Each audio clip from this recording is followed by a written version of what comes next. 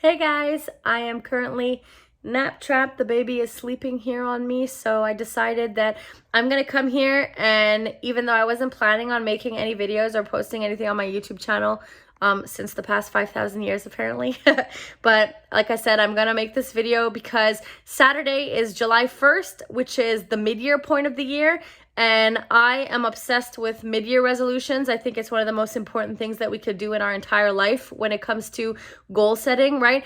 Everybody talks about New Year's resolutions and then poof, they forget about it and they never follow up on it. So the mid-year resolution, right? Because January to July is exactly 6 months of the year.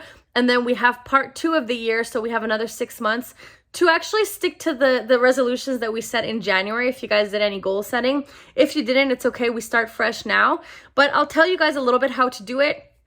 Also, because some people couldn't make it to the Zoom call today. Beatrice, I know you tried to come in. I'm just going to mention your name.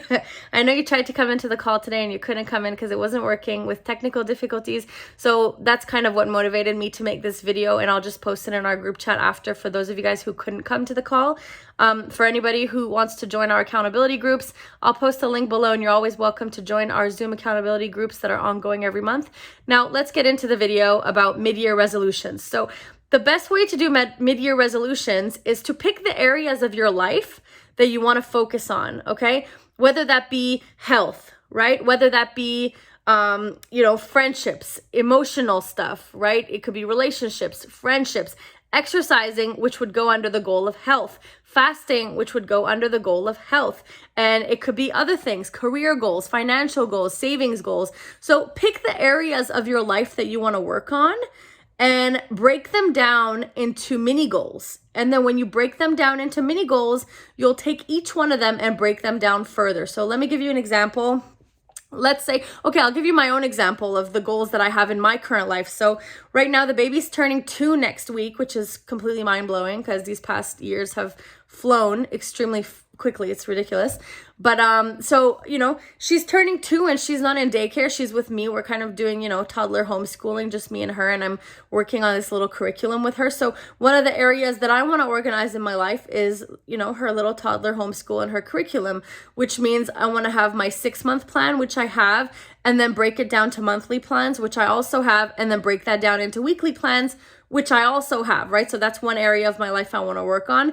Also, meal planning for the family is an area that I want to work on, which goes in the big area of the big category of health, right? So under health, for me, there would be fasting, there would be exercise, and then you break it down even more. How many days of fasting do you want to do within the month? It doesn't have to be consecutive, but how many days of fasting would you like to stick to? And what is your 6-month plan, right? What is your 6-month plan in terms of what are the goals that I want to achieve in the next 6 months? And how can I break them down into 6 individual goals, right? 1 for each month. And then how can I break that down into even smaller goals per week to achieve my bigger 6-month goal, right? So it kind of sounds complicated, but you just take the huge areas and then you break it down into smaller ones and then you get specific. So again, I'll give you a big example. Health is one that we like to talk about on this channel, especially it's a fasting community over here. So fasting goes under the big category of health, and exercise goes under the big category of health. So you break it down into those segments. And then for exercise, you can go even deeper. What kind of exercise do you want to do? And what is your game plan for the next 6 months? Like, do you want to, get into yoga and start becoming a yoga person? Do you want to become a runner? Do you want to become a walker? One of the people in our group calls themselves the outdoor nature girl. That's their identity. And you know who you are. And I love that. So I'm going to use that as an example. So that means, this person wants to be somebody that goes outside and does walks in nature every single day. That's the goal. So how do you break that down? Okay, I'm going to take a daily goal of I'm going to do this, and this exercise every single day. So let's say you want to get into cycling. You say, I want to do, it could be just small mini goals, 10 minutes of cycling, 20 minutes of cycling every day, or it could be walking, or who you are, but it could be bellycon, you know who you are too. It could be kettlebells. You guys, if you guys are watching this, take the thing that you want to do. a while ago, I bought those Kangoo jump boots, like the rebounder boots, and that's a goal that I should probably get back into because I didn't use it enough because, you know, with the baby and everything, when I was even doing my cycling, she's been sitting on the handlebars every single time I do my cycling for the whole 2 years. So, you know, we just have to break those goals down. So take your big categories, okay? For me, it's like exercising, which goes under the category of health, fasting, that goes under the category of health, meal planning, which goes under the category of health, okay? And then you can have financial goals, right? You can have savings goals. So in the next 6 months, what's your bigger picture of the goals? What do you want to save in the next 6 months? And in order to get there, how much do you have to save per month?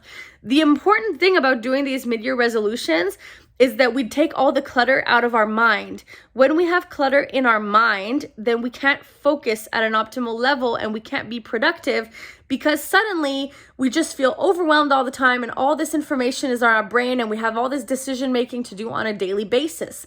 And that's even in terms of picking outfits, right? If you have no idea and your closet's this huge mess and you have no idea what to wear every day, then you wake up first thing in the morning, I have to make a decision about what to wear, and this doesn't fit, and this doesn't fit, and I'm exhausted. So if you pre-plan, you know, whether you're wearing athleisure or whether you're wearing something else, if you pre-plan those things, which I'm guilty of, I don't do this, I should, then you'll have more clarity with the first decision of the day, which is getting dressed. And then you could do the same with your meal plans. So we always focus on fasting, but it's very important for all of us to focus on nutrition, right? What are your go-to meals that fit your macros, that fit your calorie ballpark, that are healthy, that you can actually eat without feeling guilty, but say, man, that was a delicious meal. For me, those are like giant, hefty Cobb salads. And I'm talking like 1,500 calorie Cobb salad OMADs. And I put whatever I want in it. And I know it's good, it's healthy, it's nutrient dense, and it fits all my macros. And there's meat in there, there's proteins in there, that's meat. And there's fats in there, avocado, eggs, whatever. So, I mean, the egg yolk, obviously. Anyway, so just write everything down. Give yourself a go-to. What are my 5 to 10 go-to meal plans if I'm fasting and I suddenly lose all willpower and self-control and decide to eat something instead of jumping into a box of cookies? You can say, oh my gosh, this, you know, Cobb salad is to die for. I will drool for it. And I've lost all my willpower in this particular moment, but I'm not going to go completely off plan. Oops, sorry. So we'll just do that. So that's what I want you guys to work on. Write your resolutions down. What do you want to accomplish for the next 6 months? And what have you accomplished right now from January until now? And if you're falling behind on any of the areas that you maybe set as New Year's resolutions, if you did that, then how can you catch up and break your current goals down into 6 months worth of goals so we can move forward, okay? It's really basic, but it sounds complicated. It's kind of mathematical, and we've been conditioned not to like math. But you take, again, big areas, right? Big areas of your life.